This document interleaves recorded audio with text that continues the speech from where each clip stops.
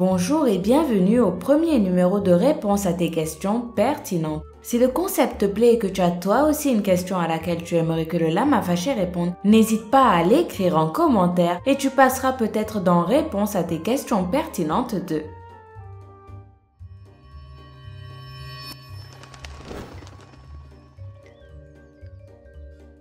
Que se passerait-il si tous les chats disparaissaient?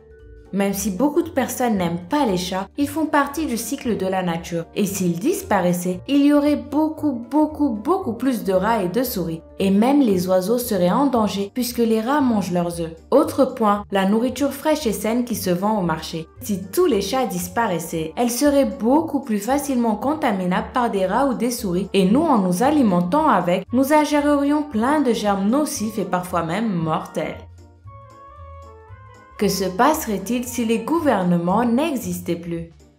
Ce qui est sûr, c'est que ne plus avoir de gouvernement signifie ne plus avoir de loi et donc laisser place à l'anarchie parce que les gouvernements sont ceux qui établissent les lois. Selon quelques spécialistes, sans gouvernement, l'être humain régresserait et nous vivrions sous la loi du plus fort. Oui, l'être humain n'est pas fait pour vivre seul mais en communauté, d'où la nécessité d'avoir des règles basiques qui régissent nos relations pour éviter le chaos. Que se passerait-il si le soleil s'éteignait en un instant?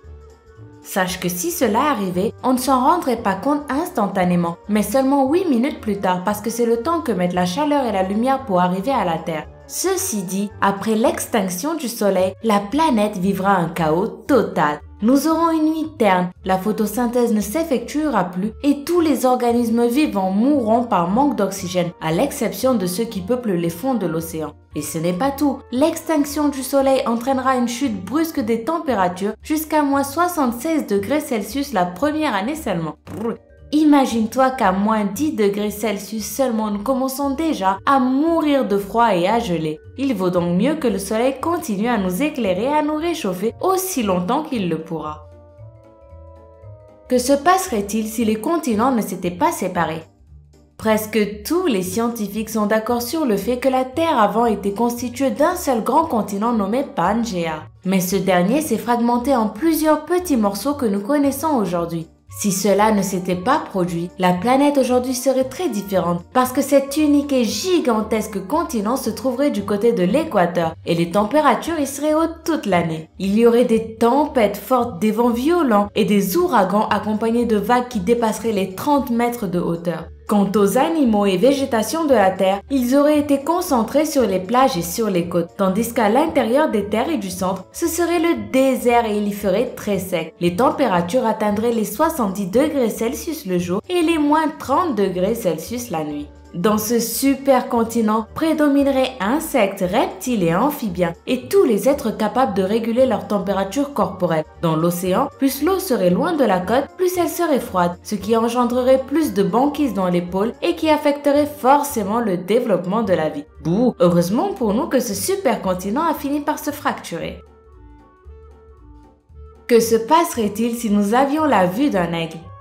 Avant tout, il faut savoir une chose, les aigles ont une meilleure vision que les humains. En effet, quand les aigles volent à plusieurs mètres du sol, ils sont capables de percevoir des proies toutes petites, comme les lapins, même si ces derniers se camouflent. Les aigles ont plus un avantage sur nous, puisque l'être humain a seulement 3 photorécepteurs, quand l'aigle en a 5. Ainsi, si tu avais les yeux d'un aigle, tu pourrais voir passer une fourmi sur le sol depuis le toit d'un immeuble de 10 étages et tu pourrais en plus voir des deux côtés de ta tête. Cependant, la vue de l'aigle n'est pas si enviable que ça parce que tu aurais peut-être une excellente vision pendant la journée mais tu te retrouverais fort handicapé la nuit venue puisque les aigles n'ont pas du tout une bonne vision nocturne.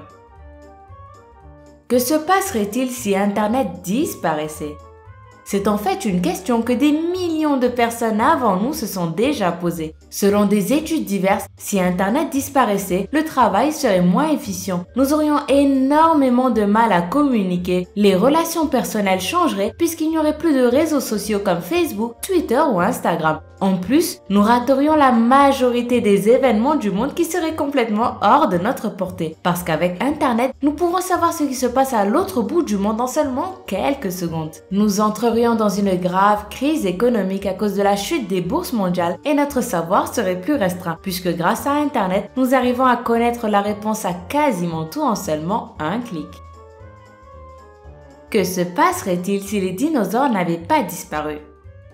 Le paléontologue Dale Russell aussi s'est posé la même question et voilà ses réponses. Selon lui, si les dinosaures avaient survécu, ils se seraient mis debout sur leurs deux pattes. Ils auraient des épaules, un cerveau et de grands yeux, des mains à 3 doigts et des nombrils. Cette nouvelle race de dinosaures, le paléontologue l'a même nommée dinosauroïde. Mais bon, s'il y a quelque chose sur laquelle tous les experts s'accordent, c'est que si les dinosaures existaient toujours, nous, les êtres humains, nous n'existerions certainement pas.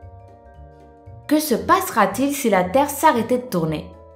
Tu dois certainement savoir que la Terre tourne sur son propre axe à environ 1600 km/h. Si un jour elle s'arrêtait de tourner brusquement, nous serions projetés à toute vitesse dans les airs, comme si nous étions dans une voiture qui roulait très vite et qui freinerait d'un coup sec. En plus, pas seulement nous, mais l'eau aussi partirait dans les airs. Ce serait une catastrophe inimaginable. Le jour durerait aussi beaucoup plus de temps, puisque normalement la Terre fait un tour sur elle-même en 24 heures. Et c'est ainsi que nous avons le jour et la nuit. Si la Terre s'arrêtait de tourner, le jour durerait alors 8870 heures d'un côté et de l'autre côté de la Terre, ce serait une année complète d'obscurité. Par ailleurs, la Terre prendrait la forme d'une sphère parfaite parce que la Terre n'est pas ronde justement à cause des mouvements qu'elle réalise. Si la Terre s'arrête de tourner et qu'elle devient alors parfaitement ronde, les océans inonderont la Terre et cela provoquerait notre extinction.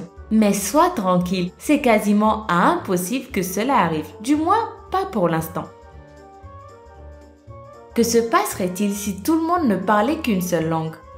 On suppose qu'il y aurait à la fois des côtés positifs et des côtés un peu moins positifs. Le bon côté, c'est que l'information pourrait arriver à tout le monde ou presque et grâce à cela, des projets d'envergure mondiale pourraient être réalisés plus facilement. En plus, les voyageurs pourraient voyager sans problème et partout dans le monde puisqu'il n'y aurait plus de barrière de la langue. Par contre, des experts ont souligné qu'avoir une seule langue pour le monde entier ferait certainement disparaître beaucoup de cultures et avec elle, la diversité qui fait notre force aujourd'hui. Mais cette hypothèse n'est pas si utopique que ça. Des études très sérieuses ont conclu que la globalisation fera que dans une centaine d'années seulement, toute la population de la Terre ne parlera plus qu'une seule langue et le reste des langues disparaîtra. À ton avis, quelle langue survivra?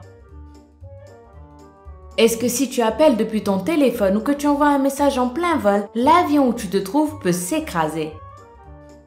Bonne question. Si tu as déjà voyagé par avion, tu sauras que le téléphone mobile en plein vol, surtout au décollage et à l'atterrissage, est totalement prohibé. C'est pour cela que les fabricants de cellulaires et de smartphones ont incorporé le mode avion qui désactive les connexions de ton appareil. Mais la véritable question est, émettre un appel, recevoir un message ou utiliser ton Facebook depuis ton mobile peut-il réellement faire tomber un avion? Eh bien, la réponse est non. Parce que pour commencer, à une certaine altitude, tu n'obtiendras aucune connexion Internet et ne recevras aucun appel ni aucun message. Et bah donc, quel est le risque? Il a été démontré que les signaux émis par les mobiles et les dispositifs similaires deviennent plus forts à cause de l'altitude. Et cela signifie que les pilotes et les contrôleurs aériens peuvent avoir des problèmes pour communiquer entre eux, puisque ton mobile générera des interférences pendant leur conversation. Et ces interférences-là peuvent faire que les pilotes n'entendent pas un signal ou une indication de la tour de contrôle. Et ça, oui, ça peut faire qu'un avion s'écrase.